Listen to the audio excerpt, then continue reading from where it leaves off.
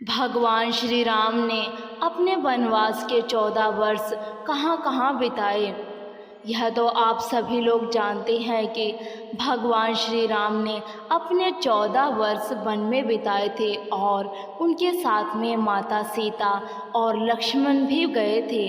क्या आपके मन में भी यह सवाल आते हैं कि क्या भगवान श्री राम जब 14 वर्ष के लिए वनवास गए थे तब वह किन किन स्थानों पर गए थे? यदि आप नहीं जानते हैं, चलिए तो फिर जान लेते हैं कि भगवान श्री राम किन किन जगहों पर गए थे।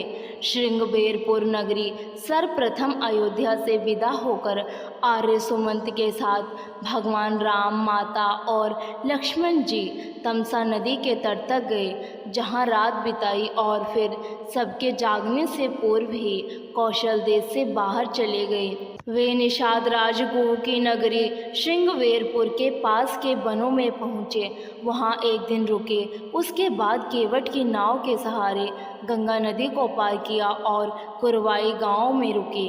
उसके बाद वह प्रयाग पहुँचे।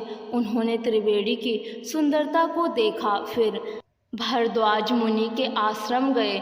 उसके बाद यमुना पार चित्रकूट के लिए निकल पड़े। फिर वह चित्रकूट गए। यहाँ उन्होंने वाल्मीकि आश्रम में महर्षि से भेंट की। उसके बाद गंगा की धारा मंदाकिनी नदी के किनारे कुटिया बनाकर रहने लगे।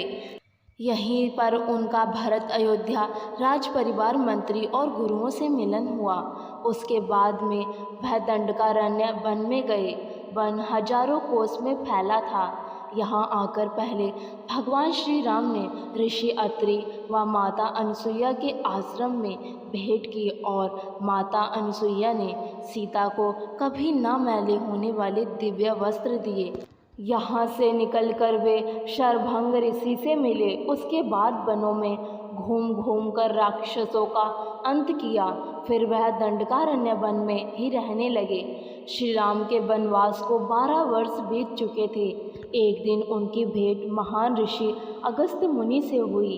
अगस्त्य जी से ही उन्हें युद्ध के लिए उचित धनुष, अक्षय तर्कस व रावण का वध करने योग्य दिव्यास्त्र प्राप्त हुए।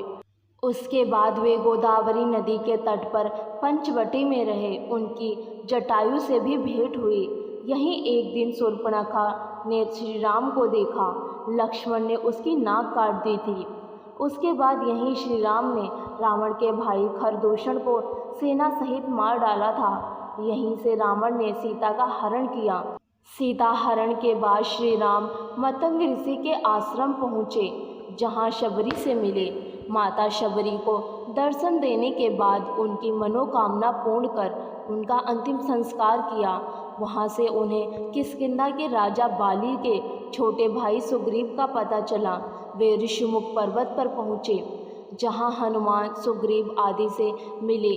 सीता जी की खोज होने पर धनुषकोडी पहुँचे, जहाँ रामेश्वर की स्थापना की। अंत में लंका पहुँचे थे।